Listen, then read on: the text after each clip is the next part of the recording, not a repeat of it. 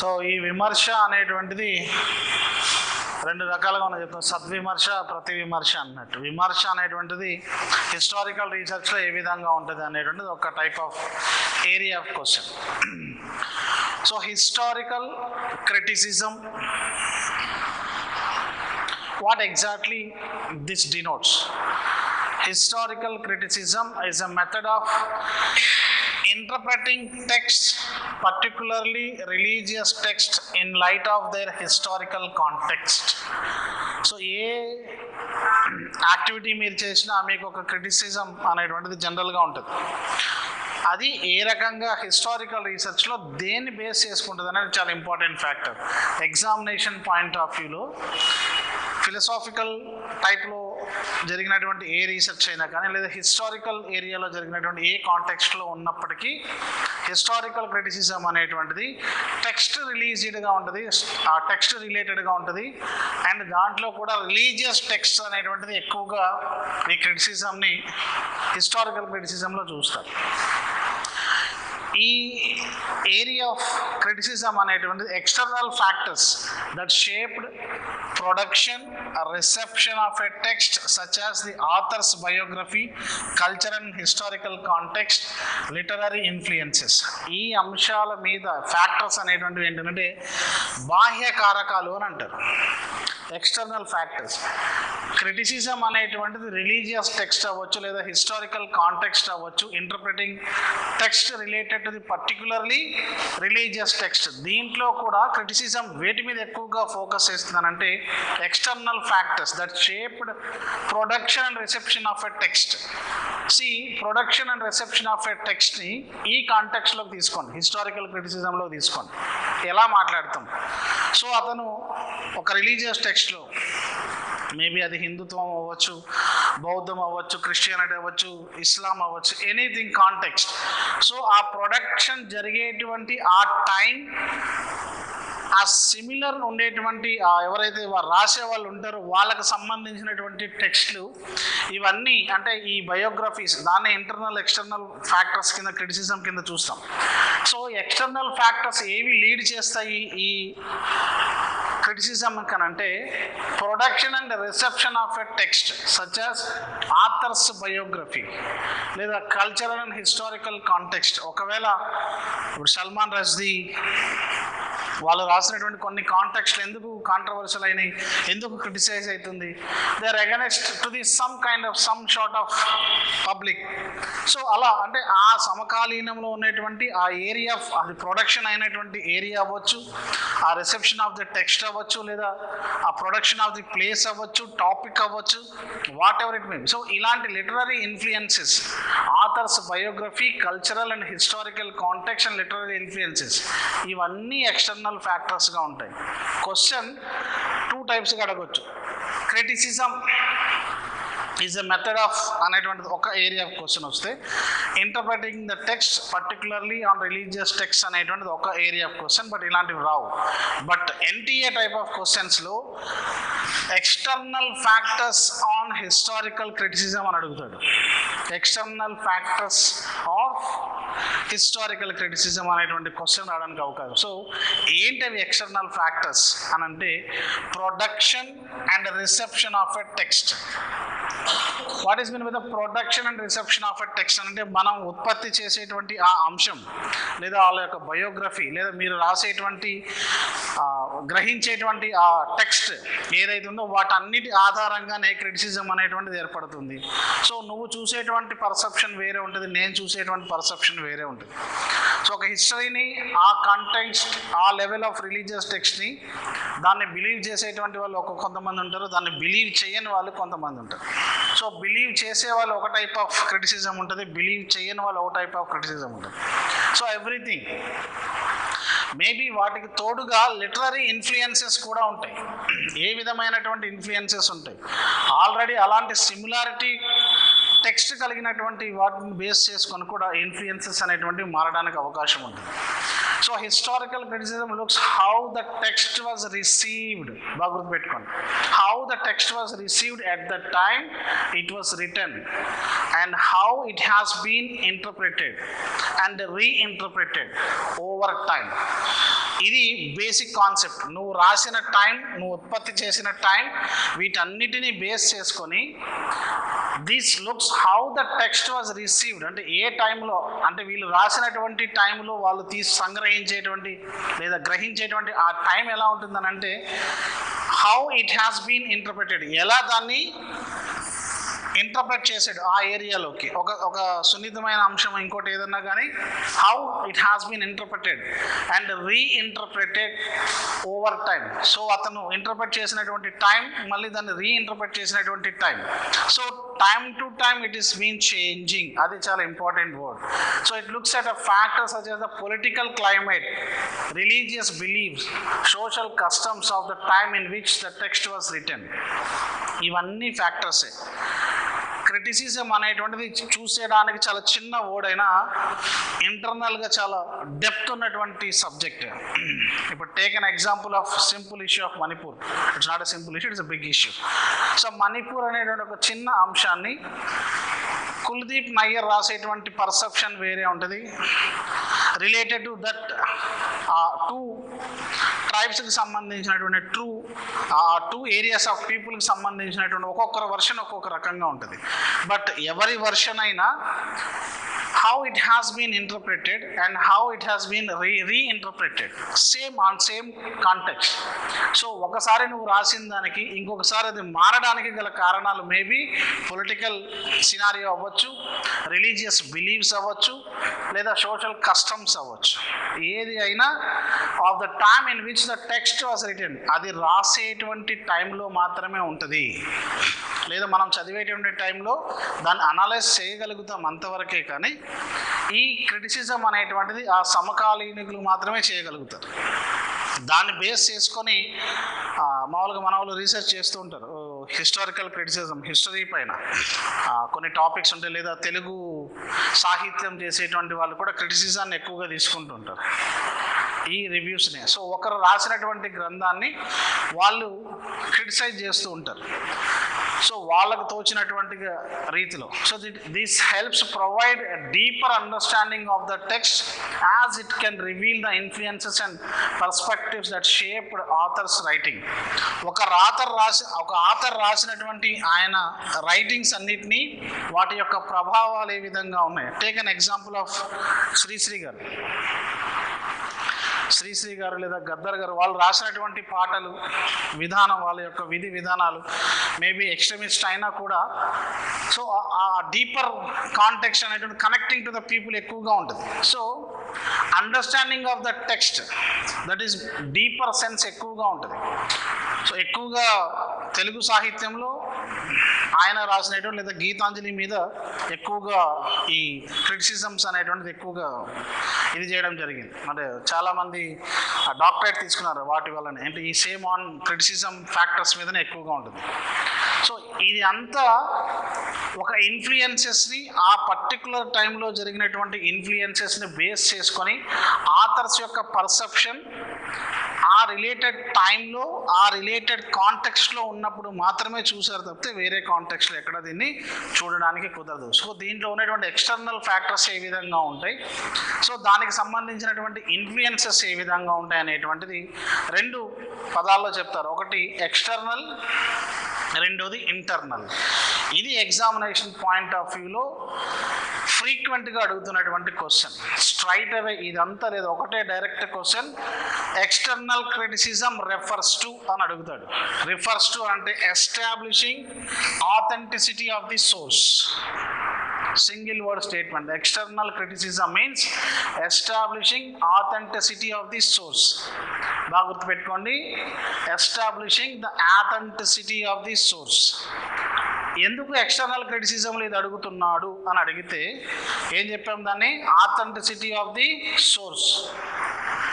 So external factors that shaped production reception of the text, author's biography, cultural and historical context, literary influences. ఇవన్నీ ఏంటి? One way or other way, authenticity of the source. Only the source, not written by anyone. It's only source. Whereas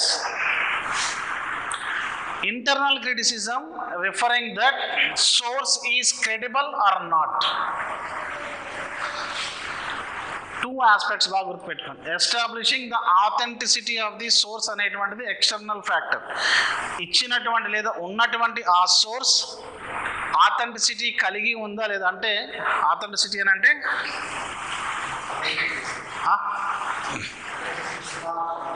తెలుగులో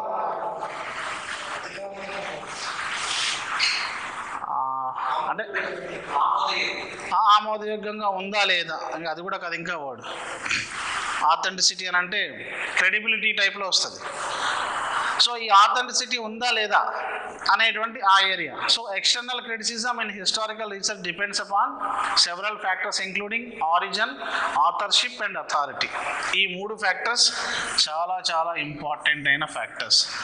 so source అనేటువంటిది authenticity ఉందా లేదా అనేటువంటిది ఏంటంటే origin of swords, authorship of the source, authority of the source. ఈ మూడు straight away related to the external criticism. బాగా గుర్తుపెట్టుకోండి. Authenticity of the source is directly influenced through the first one is origin and second one is authorship and third one is authority.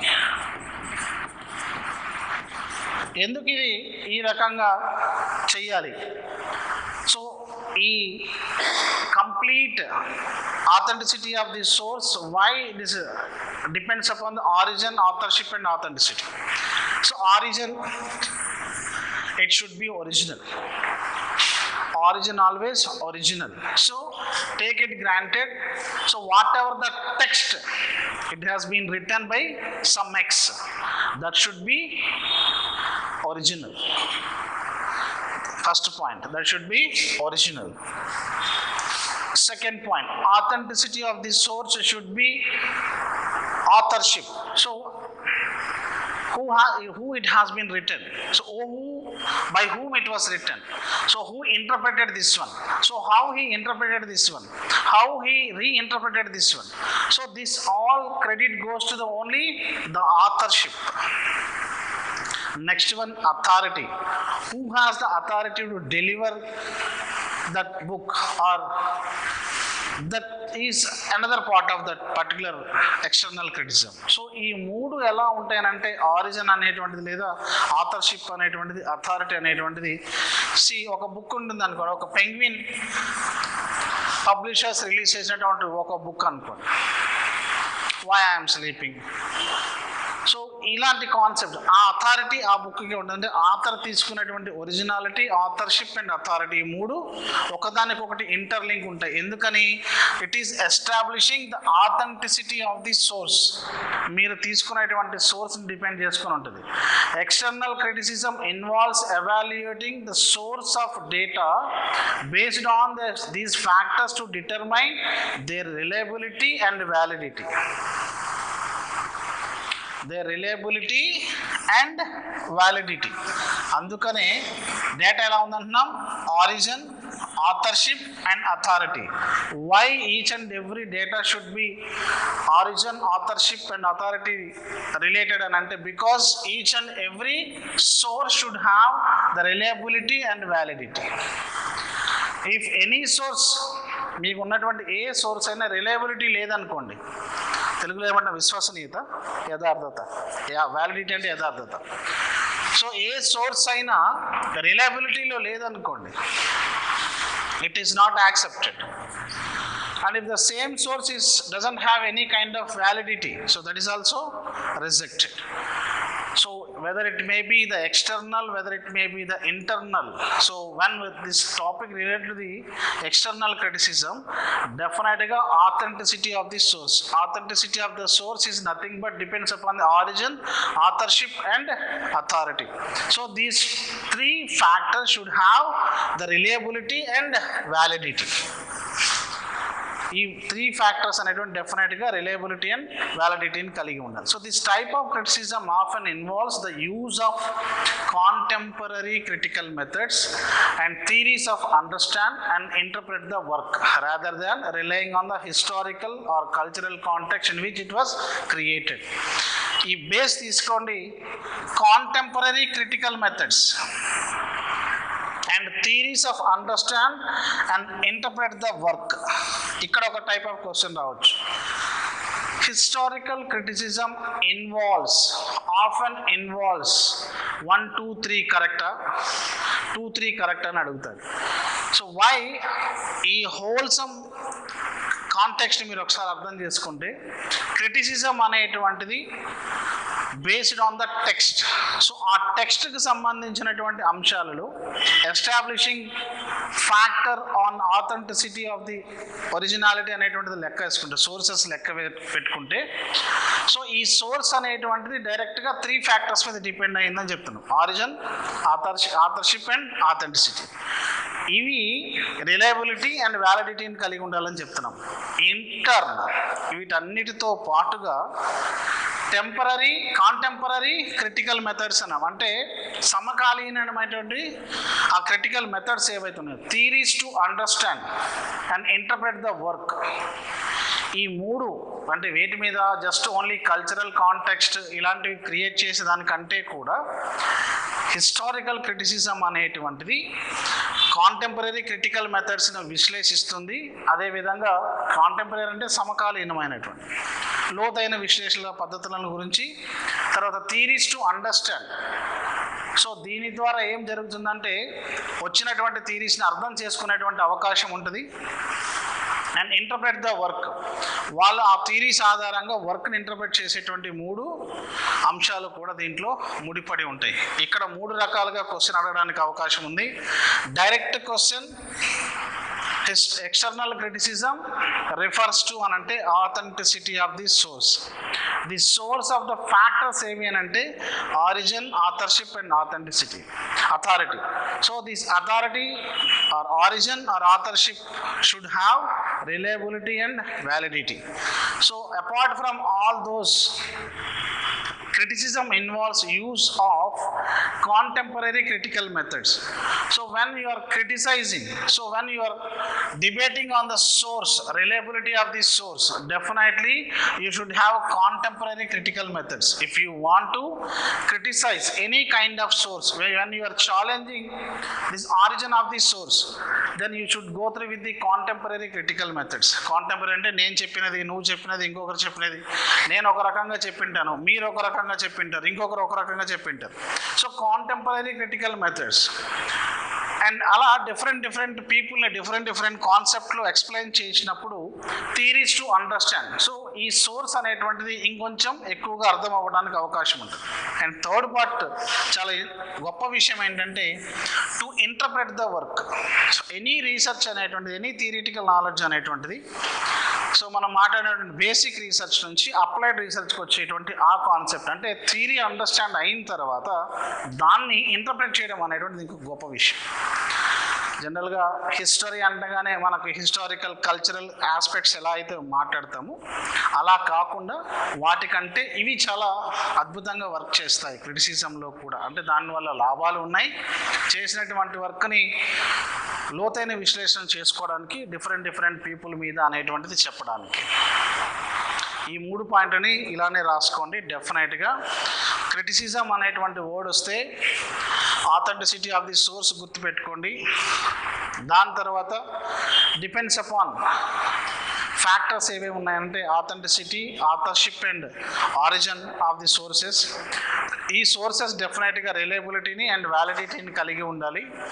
And ఈ type of criticism involves use of contemporary critical methods, theories to understand and interpret the work. ఈ 3 అంశాలు చాలా important.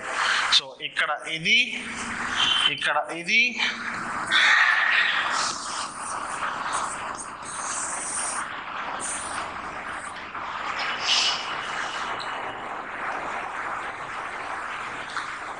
Internal criticism.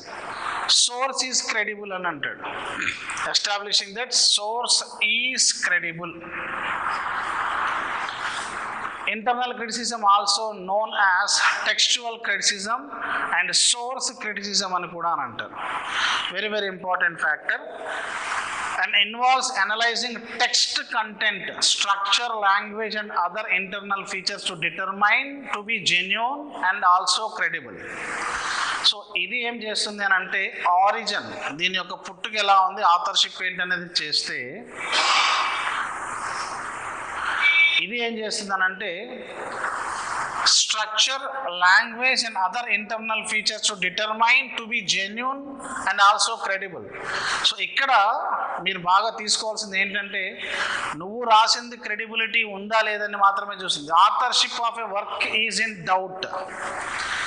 మనం రాసినటువంటి data డౌట్లో ఉన్నప్పుడు, అది వీడితో రాయబడిందా వేరే వాళ్ళతో రాసిందా అనేటువంటి డౌట్ ఉన్నప్పుడు, డిస్ప్యూట్ ఉన్నప్పుడు ఇంటర్నల్ క్రిటిసిజంని లైన్లోకి తీసుకొస్తారు. So therefore these factors are important considerations when conducting internal criticism. This kind of criticism used particularly when the authorship of work, అందుకనే source is credible అన్నాడు ఇక్కడ.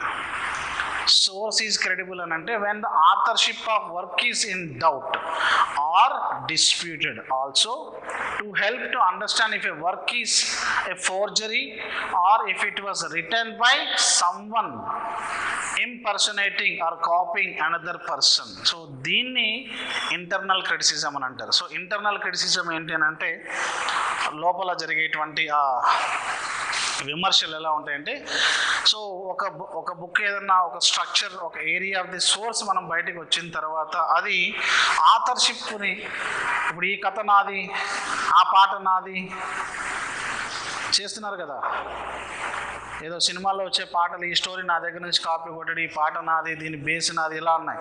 సో అవన్నీ కూడా ఇంటర్నల్ క్రిటిసిజంలో వచ్చేటువంటి ఫ్యాక్టర్స్. సో వాళ్ళ యొక్క అంబిగ్విటీ ఎక్కడైతే వస్తుందో అక్కడ ఆథర్షిప్ ఆఫ్ వర్క్, దాన్ని ఆ డిస్ప్యూట్ ఉన్నప్పుడు ఇంటర్నల్ క్రిటిసిజం అనేటువంటి దాన్ని వాడతారు. అందుకని సోర్స్ ఈజ్ క్రెడిబుల్. ఇక్కడ మోస్ట్ ఇంపార్టెంట్, నువ్వు తీసుకున్నటువంటి సోర్స్ అనేటువంటిది కరెక్టా రాంగా. సో రాంగ్ అయినప్పుడు డెఫినెట్గా అది కాపీ చేయబడిన వేరే పర్సన్ నుంచి అనేటువంటిది చూడడమే ఇంటర్నల్ క్రిటిసిజం యొక్క ముఖ్యమైన పని. అదే ఎక్స్టర్నల్ క్రిటిసిజం అనేటువంటిది అంటే డెఫినెట్గా మీరు తీసుకున్నటువంటి origin, authorship and authenticity and ప్రతి ఈచ్ అండ్ ఎవ్రీ దానికి ఆ సోర్స్ అనే దానికి వ్యాలిడిటీ, రిలయబిలిటీ ఉండాలి. అలా లేని పక్షంలో ఇమ్మీడియట్గా వెళ్ళేది ఏంటి అని అంటే ఇంటర్నల్ క్రిటిసిజం. ఆ సోర్స్ అనేటువంటిది క్రెడిబిలిటీ లేదని ఎలా చెప్తున్నాం అంటే వేరే వాళ్ళ డేటాని మనం తీసుకొని అది మన డేటాగా చెప్పడం అనేటువంటిది సోర్స్ ఈజ్ నాట్ క్రెడిబుల్ అనేటువంటిది చెప్తూ ఉంటాం. సో ఇది internal and external criticism. Points చాలా క్లియర్గా ఉన్నాయి, దాన్ని మీరు బాగా గుర్తుపెట్టుకోవడానికి ప్రయత్నం చేయండి. ఇంటర్నల్ క్రిటిసిజంకి ఎక్స్టర్నల్ క్రిటిసిజంకి ఒకటే తేడా, సోర్స్ అక్కడ, ఇక్కడ source is credible. And more over internal criticism అని అంటే remaining apart from all those things ఒకటే ఒక విషయం బాగా గుర్తుపెట్టుకోండి, authorship of work is in doubt are dispute, అప్పుడు మాత్రమే ఇంటర్నల్ క్రిటిసిజం అనేటువంటిది ఎగ్జిస్టెన్స్లోకి వస్తుంది. మిగతావన్నీ కూడా ఎక్స్టర్నల్ క్రిటిసిజంలోకి వస్తుంది. ఒరిజినాలిటీ కానీ లేదా కాంటెంపరీ ఇష్యూస్ కానీ ఇవన్నీ ఎక్స్టర్నల్ క్రిటిసిజంలోనే ఉంటాయి, ఇంటర్నల్ క్రిటిసిజంలో రానే రావు. కేవలం ఆథర్షిప్ ఆఫ్ ది వర్క్ డౌట్లో ఉన్నప్పుడు, డిస్ప్యూట్ అయినప్పుడు మాత్రమే ఇంటర్నల్ క్రిటిసిజం వస్తుంది. మిగతాది ఏ సందర్భంలో కూడా ఇంటర్నల్ క్రిటిసిజం మనకి కనిపించదు. రిమైనింగ్ ఏ ఇష్యూ అయినా ఈజీగా మీరు ఎక్స్టర్నల్ క్రిటిసిజంలోకి వెళ్ళండి.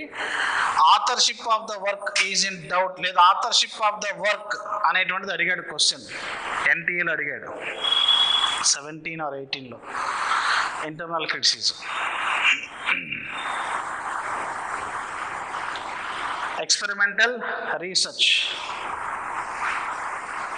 Meaning of experimental research, straight away point, experimental ప్రయోగపూర్వకంగా. This research that is used to establish cause and effect relationship. Experimental means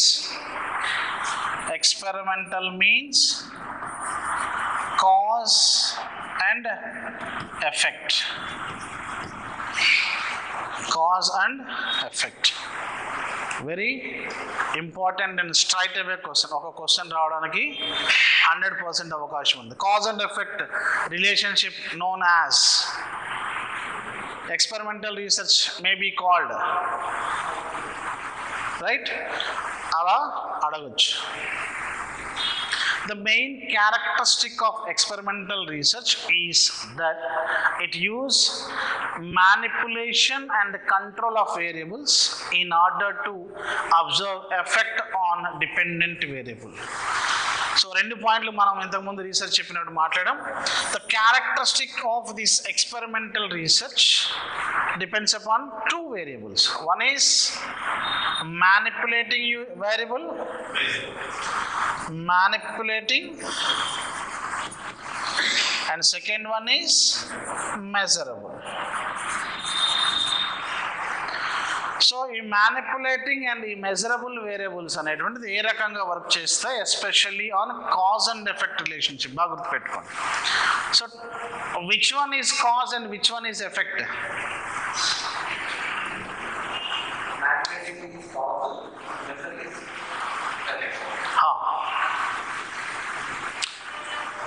So the main characteristic of experimental research is that it uses manipulation and control of variables in order to observe the effect on dependent variable. So when you are manipulating a variable or when you are controlling a variable in order to observe the effect on the dependent variable. See, same మళ్ళీ manipulation అనేటువంటి word అంటే మీరు దాన్ని ప్రత్యామ్నాయాలు చేస్తున్నప్పుడు జరిగేటువంటి మార్పుల్లో dependent variable మీద వచ్చేటువంటి ప్రభావం ఏ విధంగా ఉంటుందని చెప్పడానికి కాజ్ అండ్ ఎఫెక్ట్ అనేటువంటి రిలేషన్షిప్ని ఎక్స్పెరిమెంటల్ రీసెర్చ్లో చెప్తూ ఉంటారు. అందరూ చెప్పేది ఇంటర్నెట్లో ఉండేటువంటిది జనరల్గా జ్వరం వచ్చింది, రోజుకు ఒక ట్యాబ్లెట్ వేసావు, డోలో 650, నీ హెల్త్లో పెద్దగా మార్పు ఏమి ఉండదు. 2 వేస్తున్నావు, కొంచెం వరకు బాగానే ఉంటుంది, కొంచెం యాక్టివ్గా ఉంటావు. డైలీ 3 అంటే ఎవ్రీ 6 అవర్స్కి ఒకటి వేస్తున్నావు, సో యు ఆర్ గుడ్. లేదు, ఒక మొక్కలో మంచిగా అన్ని న్యూట్రియంట్స్ అన్నీ కలిగినటువంటి ఆ పొటాషియం అవి ఉంటాయి కదా, ఆ మూలకాలన్నీ కరెక్ట్గా వేస్తున్నావు, మొక్క బాగా పెరుగుతుంది. సో మీరు వాడేటువంటి ఎరువుల ఆధారంగా మొక్కలో వచ్చేటువంటి పెరుగుదల, right? So manipulation characteristic of experimental variables అంటే కాజ్, మీరు వాడేటువంటి ఎరువుల యొక్క శాతం కరెక్ట్గా ఉండి, కరెక్ట్గా అన్ని వాటర్ హీటర్ అంతా ఆ మట్టిలో శాతం అంతా కరెక్ట్గా ఉంటే దెన్ ఆ ప్లాంట్ అనేటువంటిది కూడా బాగా పెరుగుతుంది. సో దాని యొక్క ప్రభావం కూడా అలానే ఉంటుంది. అలా లేకుండా ఒకవేళ మీ మ్యానిపులేషన్ అంటే మ్యానిపులేటింగ్ వేరియబులే కరెక్ట్గా లేదనుకోండి, మీరు వేసేటువంటి ఎరువులు అవన్నీ కరెక్ట్గా వేయలేదనుకోండి, ఏమవుతుంది? మొక్క పెరుగుదల క్షీణిస్తుంది. సో అది దీని యొక్క తేడా. రెగ్యులర్గా ఎక్సర్సైజ్ చేశారనుకోండి ఫిట్గా ఉంటారు, చేయకపోతే ఇలా ఉంటుంది. So effect is like that. So it is a way to understand the cause and effect relationship between different factors by testing the hypothesis, drawing conclusions and making generalization. Very, very important notes. It's a way to understand why we should have this independent and dependent variable. Cause, manipulating,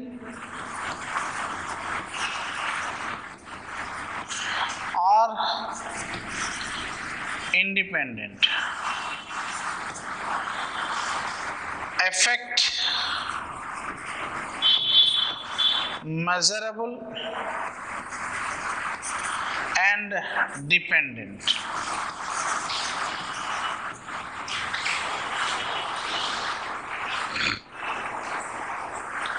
So it's a cause and effect relationship between different factors. Why? Means by testing the hypothesis, drawing conclusion, making generalization.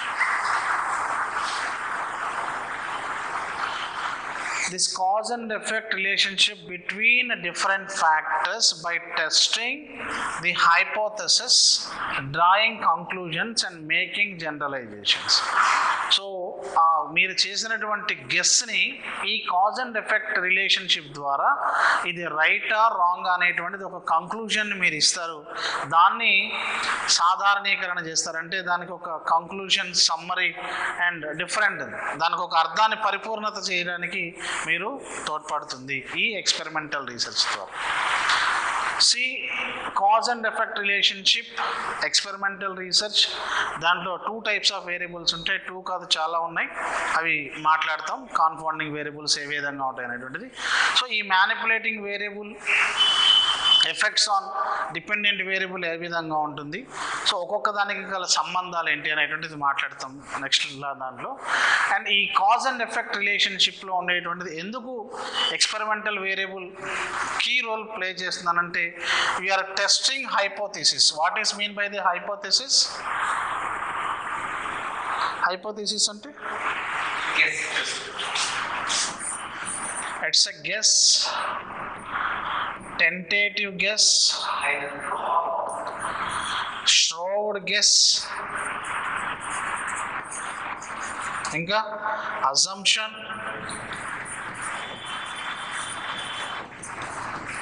ఇంకా నేను ఒక 100 రాసినాను దీని గురించి ఉన్నాయి. The main steps in experimental research. The main steps in experimental research. The formulate a hypothesis.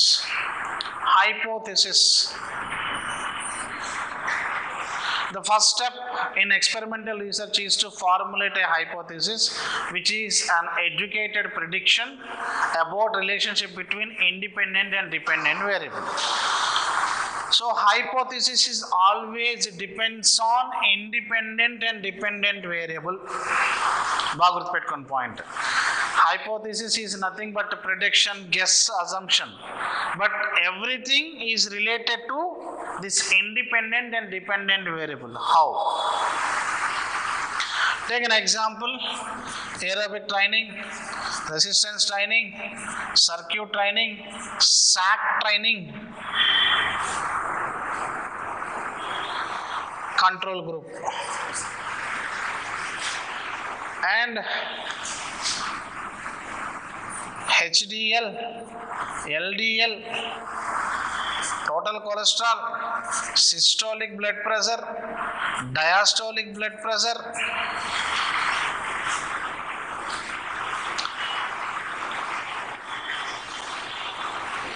right?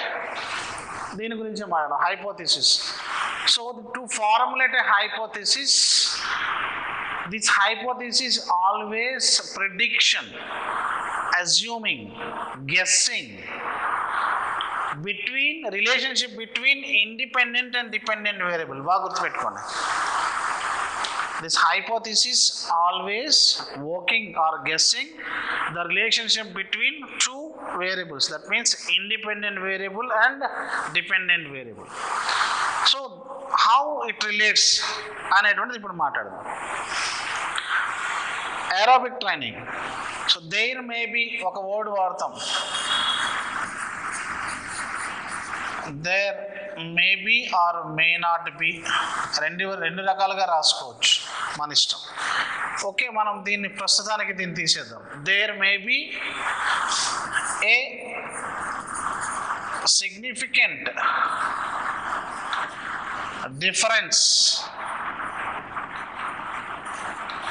on aerobic training and ఇవేమంటాం HDL అనుకో. First ఒక HDL ఒక component గురించి మాట్లాడతాం. there may be a significant difference on aerobic training, ఒక independent variable, ఒక HDL అంటే ఒక dependent variable అనేటువంటిది మాట్లాడదాం. So when compare to the control group ఇవన్నీ మనం రాయడం లేదు అక్కడ. there may be a significant difference on aerobic training of HDL అనేటువంటిది, లేదా హై డెన్సిటీ లిపోప్రోటీన్ అనేటువంటిది వాడారు అనుకోండి. సిద్ధాంతం ఏం చెప్తుంది? Characteristic of experimental research is stating that formulating hypothesis means you are comparing, you are stating the relationship between independent and dependent. That is the guess. Always guess should be in between independent variable and dependent variable, right? So there may be a significant difference on of aerobic training on HDL, maybe నీ ఇష్టం, of aerobic training on high density lipoprotein లేదా low density lipoprotein లేదా total cholesterol లేదా systolic blood pressure లేదా diastolic blood pressure లేదా agility, నీ ఇష్టం, any component you can choose. So you are guessing, your guess may be right or may not be right, but your guess is in between one independent variable and one dependent variable. The same, the aerobic training versus LDL, the aerobic training versus total cholesterol, the aerobic training versus systolic blood pressure, the aerobic training versus diastolic pressure.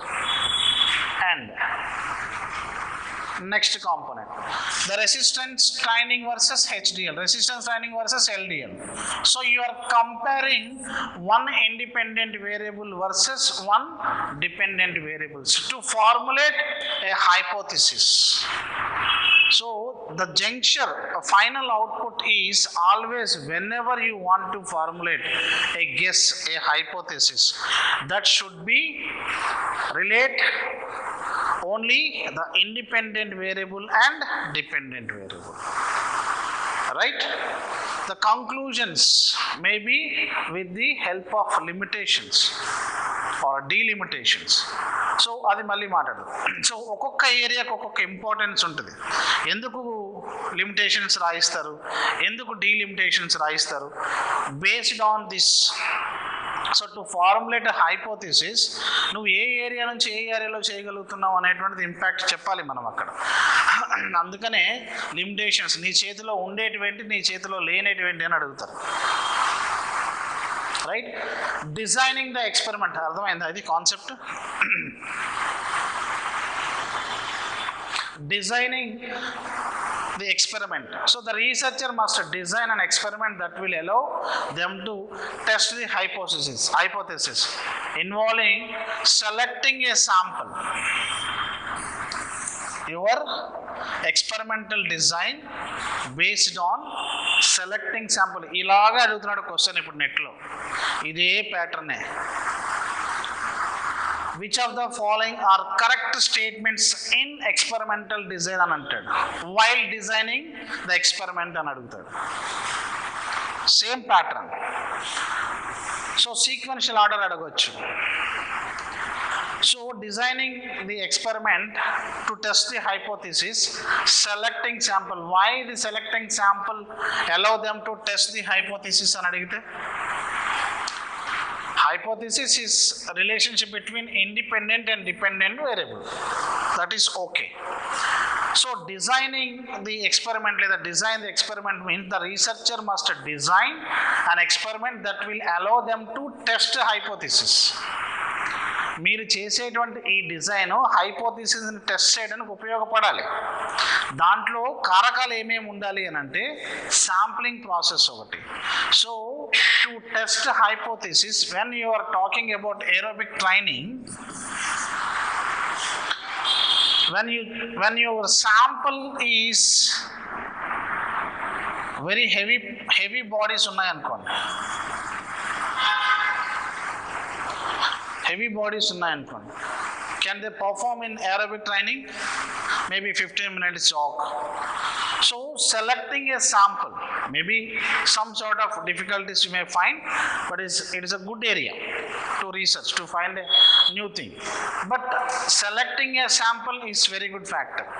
So మీరు అలా కాకుండా aerobic training అన్నారు, ఏ రోగం పొలాల్లో పనిచేసుకునే హ్యాపీగా వ్యవసాయం చేసేటువంటి వాళ్ళు, రెగ్యులర్గా చేసేటువంటి ఆరోగ్యంగా ఉండేటువంటి వాళ్ళు మీరు హెచ్డిఎల్ టెస్టులు చేయడం అనేటువంటిది అవివేకం అవుతుంది. ఎందుకని వాళ్ళకి ఏ రోగాలు ఉండవు, ఎందుకంటే they working, they are sweating out day and day out and day in, right? So selecting sample to test the hypothesis. And second factor, identifying the independent and dependent variables. And third point, controlling for extraneous variables. Controlling for extraneous variables. So independent, selecting a sample, independent, dependent and extraneous అంటే బాహ్య కారకాలు అని అంటాడు. బాహ్య కారకాలు. So 100 meters every day 10 seconds change చేసేవాడు డైరెక్ట్గా 11 seconds చేసాడు అనుకోండి,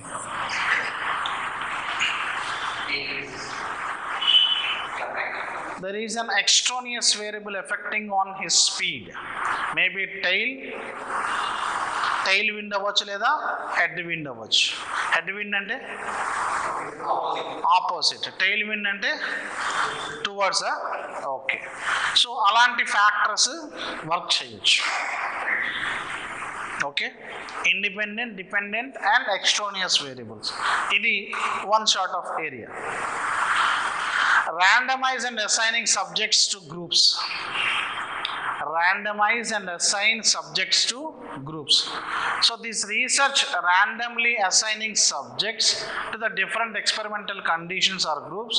This is important in order to avoid bias and to increase internal validity of this study. So ఈ ర్యాండమైజేషన్ ఆఫ్ సబ్జెక్ట్స్ అనేటువంటిది చాలా వాస్ట్ ఏరియా. చెప్తాను మళ్ళీ. Non probability sampling techniques, probability sampling techniques వచ్చినప్పుడు క్లియర్గా వీటి యొక్క అంశాల గురించి చాలా క్లియర్గా చెప్తాను. ఇక్కడ ఏంటి అని అంటే randomise and assigning subjects to groups. So designing A subject, careful observation of independent, dependent and extraneous variables, and formulate an hypothesis apart from that. So first point ఏంటంటే మీరు హైపోథిసిస్ ఫార్ములేట్ చేశారు, నెక్స్ట్ డిజైన్ చేశారు, next ఏముంది, ఈ డిజైన్లోనే sample తీసుకున్నారు, independent variable తీసుకున్నారు, dependent variable తీసుకున్నారు, next extraneous variable మీద ఎఫెక్ట్స్ ఏ విధంగా చూశారు.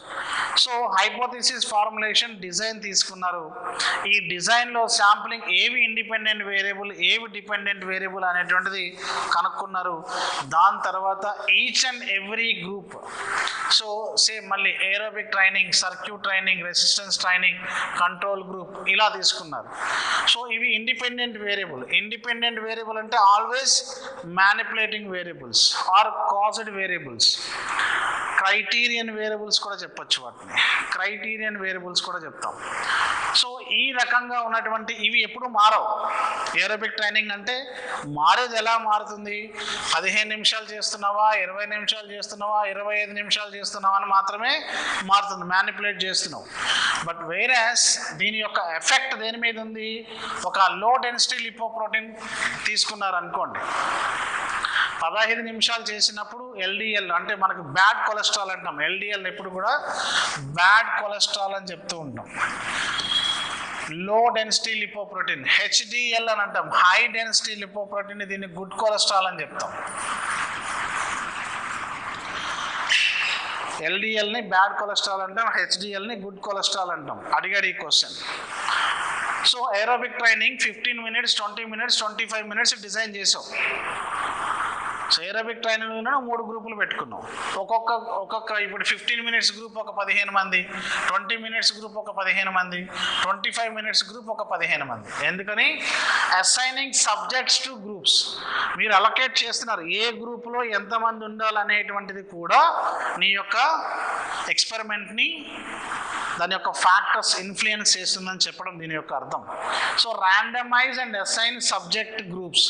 So this researcher randomly assigning subjects. So aerobic training ki 15 minutes, 20 minutes, 25 minutes lo ఒకటే వేరియబుల్, ఒకటే ఇండిపెండెంట్ వేరియబుల్, బట్ 3 గ్రూప్స్ కింద డివైడ్ చేసాం.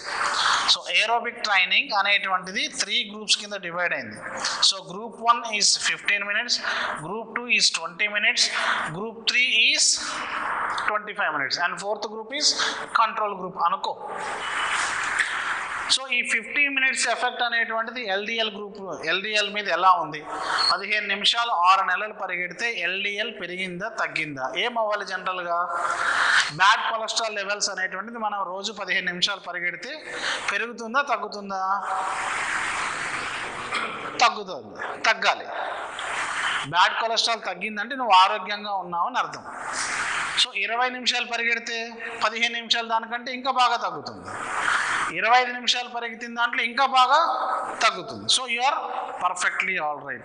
సో 6 నెలలు నువ్వు పరిగెత్తడం వల్ల 25 నిమిషాల లెక్కన పరిగెత్తడం వల్ల ఎల్డిఎల్ కొలెస్ట్రాల్లో వచ్చిన మార్పు ఎంత?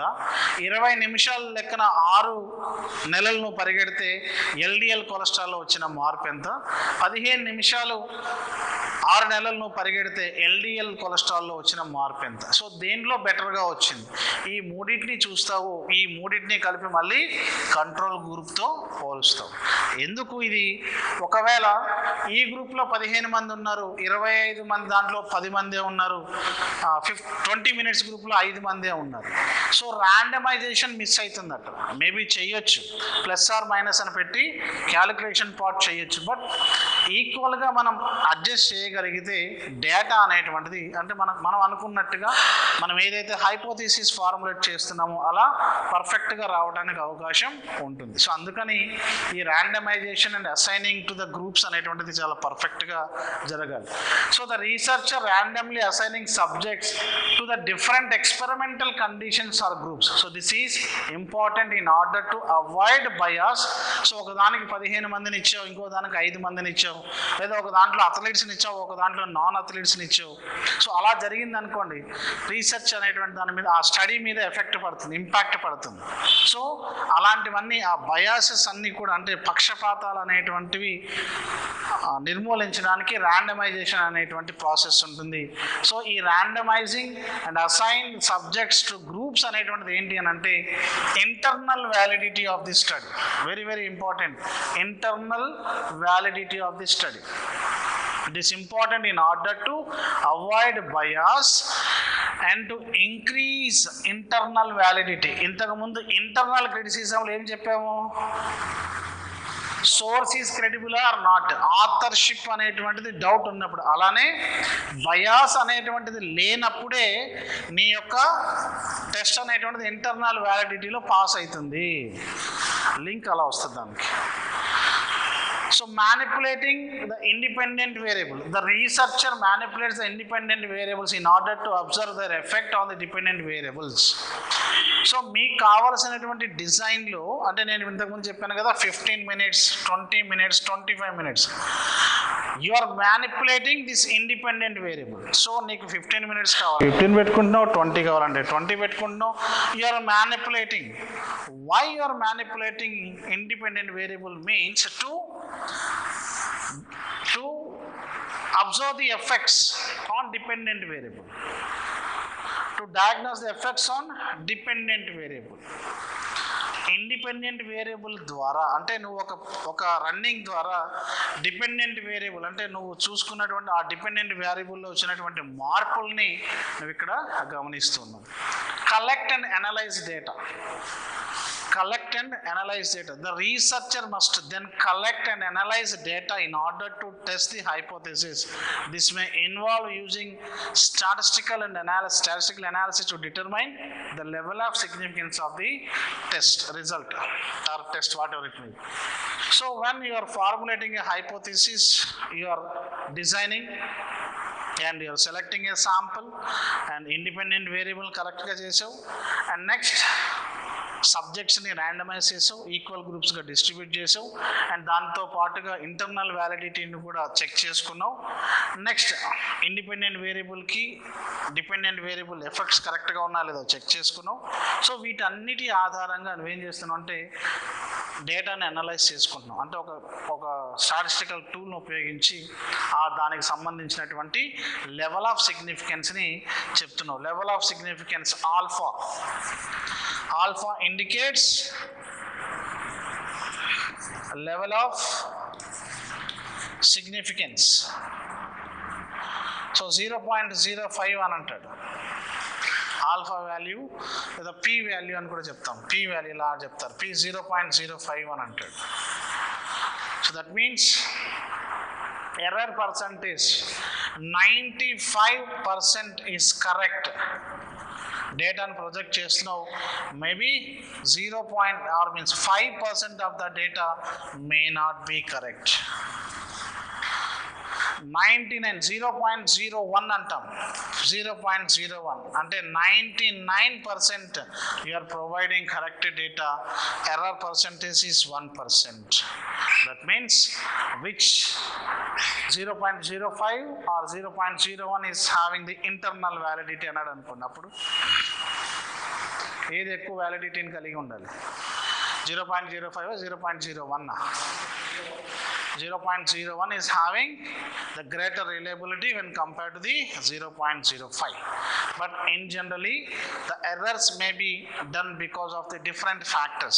When you are using huge samples, when you are using different kinds of protocols, definitely error percentage or variations lo untundi, right? So that is the basic difference. So level of significance, rendu questions vastayi ikkada. Level of significance okati 1 minus beta,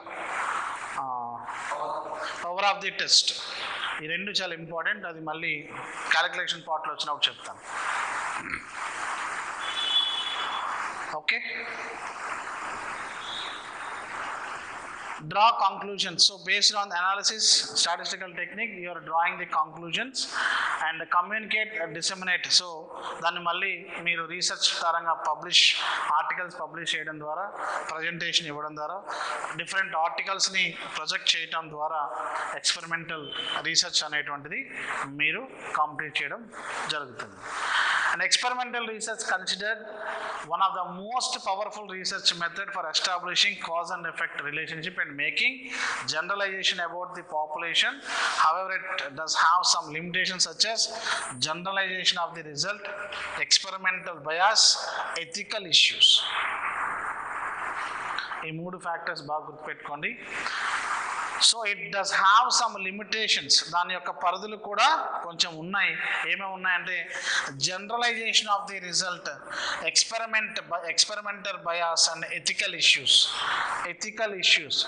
so in జనరల్గా blood samples మీద తీసుకున్నప్పుడు మనం జనరల్గా ethical committee అని ప్రతి యూనివర్సిటీలో ఒకటి ఉంటుంది.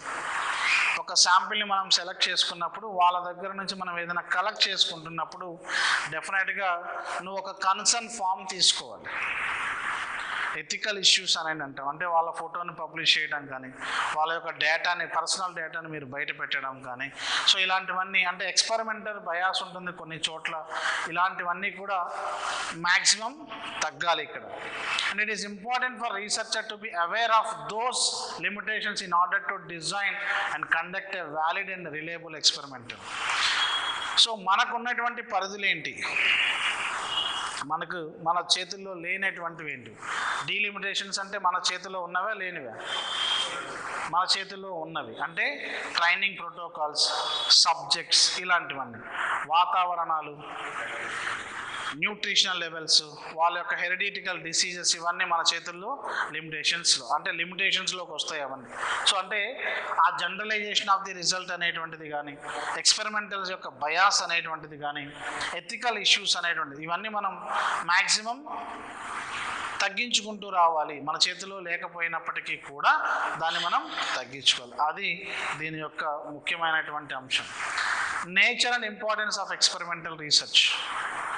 నేచర్ అండ్ ఇంపార్టెన్స్, వాటి యొక్క స్వభావం ఏంటి, దాని యొక్క ప్రాముఖ్యత ఏంటి ఈ ఎక్స్పెరిమెంటల్ రీసెర్చ్ అని అంటే, the nature of experimental research is that systematic and controlled method of investigation design to test hypothesis and establish cause and effect relationship. Very very beautiful 3 points. Which of the following is not related to nature of the experimental research అని అడుగుతుంది. Which of the following is not related to nature of experimental research? ఏమేమున్నాయి, వాటి యొక్క స్వభావాలు ఏమున్నాయి? One is the systematic research, controlled research, test the hypothesis establishing the cause and effect relationship. So ఈ 4 కాకుండా ఏదైతే ఉంటుందో అది which of the following is not related to the nature of experimental research. సింపుల్గానే కొడుతున్నాడు దెబ్బ, చాలా సింపుల్గా వేస్తున్నాడు పాయింట్ మీద. సో నేచర్, దాని యొక్క స్వభావం, ఎక్స్పెరిమెంటల్ రీసెర్చ్ ఎలా ఉండాలి, సిస్టమాటిక్ ప్రాసెస్లో రన్ అవ్వాలి. So how you are saying that it is a systematic process?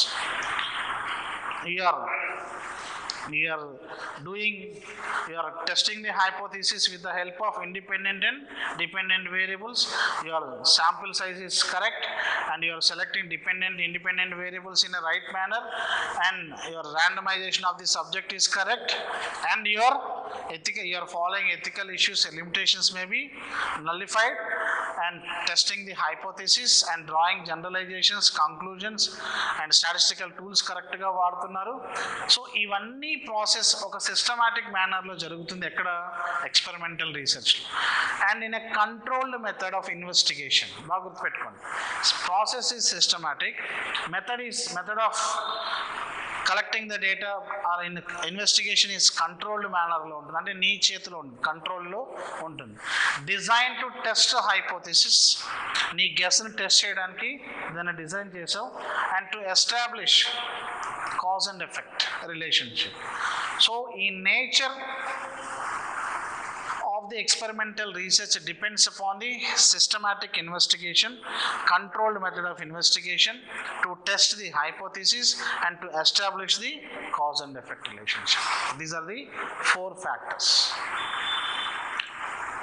Nature anagane systematic, controlled method of investigation and designed to test hypothesis and to establish the cause and effect.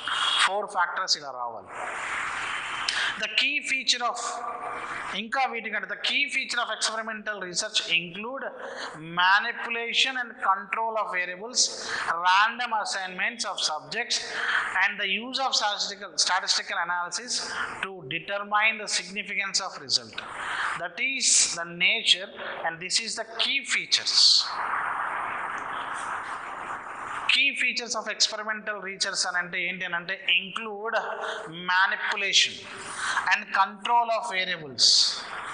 First one, manipulation, control of variables, random assignment of subject 2, use of statistical analysis mode to determine significance of result.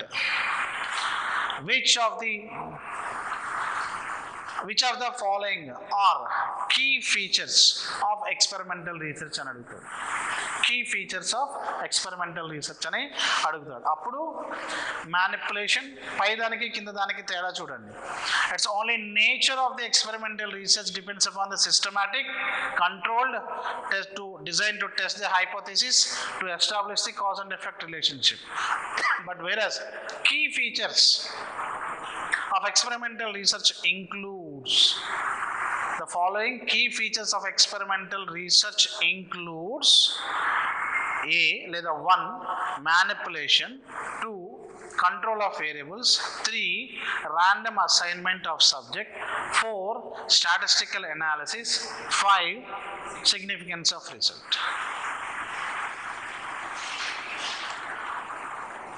ఒకవేళ sequential ఆర్డర్లో అడగమని చెప్తే ఎలా పెడతారు దీన్ని?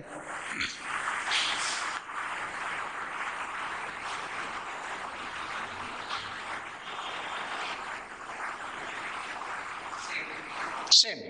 ఎలా? manipulation independent, control dependent, assignments groups, statistical and significance. అంటే మెథడాలజీలోనే different factors పెట్టేశారు ఇక్కడ. మ్యానిపులేషన్ అంటే ఫస్ట్ నువ్వు ఏం చేస్తున్నావు, ఇండిపెండెంట్ వేరియబుల్ని గుర్తిస్తున్నావు, డిపెండెంట్ వేరియబుల్ని కూడా గుర్తిస్తున్నావు. నెక్స్ట్ ఏ గ్రూప్, ఈ గ్రూపులో ఏ గ్రూపులో ఎంతమంది ఉండాలి, random assignment of subjects, so independent వేరియబుల్ని డిపెండెంట్ వేరియబుల్ని ఏ దాని ద్వారా నువ్వు లెక్క చూస్తున్నావు అంటే ఏ టైప్ ఆఫ్ స్టాటిస్టికల్ టూల్ ద్వారా వీటిని చేస్తున్నావు అంటే 2 గ్రూపులు ఉన్నాయా 3 గ్రూపులు ఉన్నాయా ఒకటే గ్రూప్ 2 సార్లు చేస్తున్నావా 2 ఇండిపెండెంట్ వేరియబుల్ ఉన్నాయా 2 డిపెండెంట్ వేరియబుల్ ఉన్నాయా ఏ డిపెండెంట్ వేరియబుల్ అంటే ఏ టైప్ ఆఫ్ స్టాటిస్టికల్ టెక్నిక్ వాడుతున్నావు సో ఇలా దాని స్టాటిస్టికల్ టెక్నిక్ అక్కడ చేస్తావు to determine significance of the result or level of significance so ఇది యాస్టీస్గా ఒక ప్యాటర్న్ ఇలా కూడా క్వశ్చన్ అడగడానికి అవకాశం ఉంది and manipulation control of variables experimental research manipulates 1 or more independent variables and measure the effect 1 or more dependent variables while controlling for extraneous variable. Maybe independent variable అనేటువంటిది ఒకదాన్ని డిపెండెంట్ వేరియబుల్ ఇంకొక దాన్ని కొలవచ్చు 2 independent variable 2 dependent వేరియబుల్ను కొలవచ్చు 3 independent variable 3 లేదా 4 వేరియబుల్ను కొలవచ్చు ఒకటే variable ఒకటేసారి 2 సార్లు కొలవచ్చు టెస్ట్ రీటెస్ట్ ద్వారా చెప్తాను మీకు ఒక ఎగ్జాంపుల్ అంటే ఇక్కడ చెప్పేస్తే కొంచెం దీని మీద బ్లాంక్నెస్ పోతుంది సో ఏ అనేటువంటి ఒక టెస్ట్ ఉందండి కాలేజీలో హైట్ జూన్ 1వ తేదీ స్కూల్స్ జూన్ 12 మేము చదువుకున్నప్పుడు June 12 so June 12 school reopen అయింది 13వ తేదీ నువ్వు వెయింగ్ మెషిన్ ఉపయోగించి హైట్ కొలుస్తావా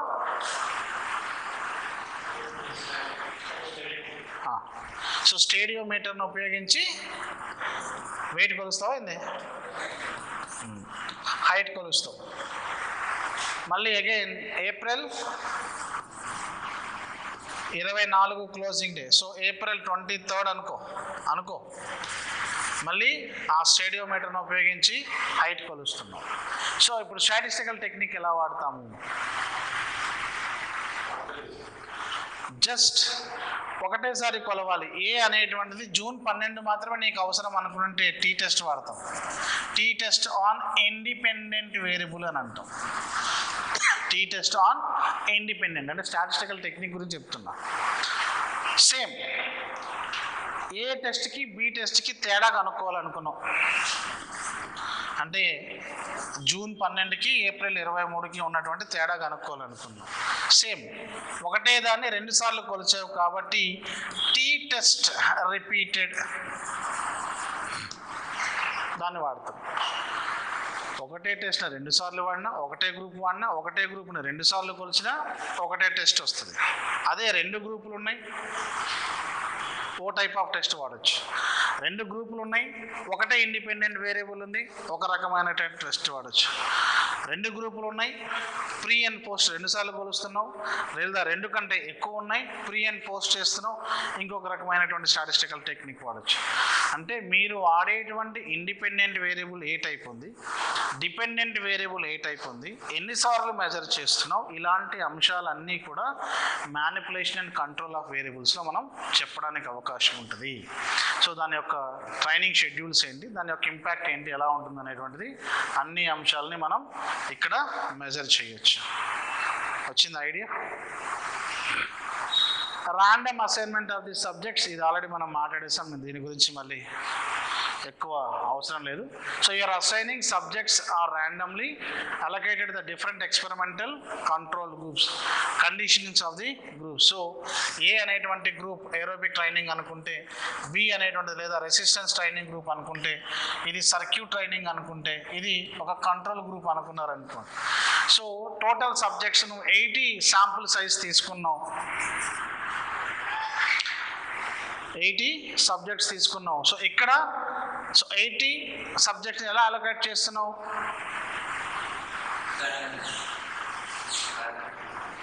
ఎలా how okay simple random sampling నువ్వురా అని పిలిచిన వచ్చి ఒక దగ్గర అరేంజ్ చేసిన గ్రూప్కి ఎంతమంది అవుతారో అని అడుగుతున్నా 80/4 అంటే 20. ఒకవేళ నీ శాంపుల్ సైజ్ నీకు మరీ ఎక్కువ ఉత్సాహంగా ఉంది ఇంకా నాకు యాక్యురేట్ డేటా కావాలో 100 మందిని తీసుకుంటా అనుకున్నప్పుడు 25. So that is the allocation of the groups right statistical technique నీకు ఎలా అవసరమైతే నీ డేటాను బేస్ చేసుకొని మనకు కావాల్సినటువంటి స్టాటిస్టికల్ టెక్నిక్ ఇక్కడ మనం వాడతాం. Okay, clear? ఇవి ఏంటనేది ఇంకా చాలా పెద్ద టాపిక్, దీనికి ఒక 2-3 గంటలు పడుతుంది. ఓన్లీ స్టాటిస్టికల్ టెక్నిక్ మాట్లాడినప్పుడు మాట్లాడతాను. డెఫినేషన్ ఆఫ్ వేరియబుల్స్, ఓకేనా?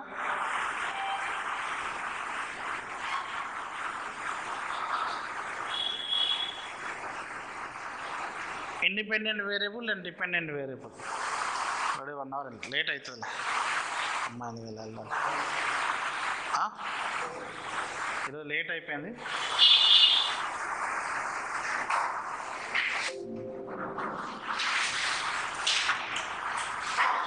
వచ్చేసాం దగ్గరికి, 2 డేస్లో లాగేద్దాం ఇక ఆఫ్ చేసి.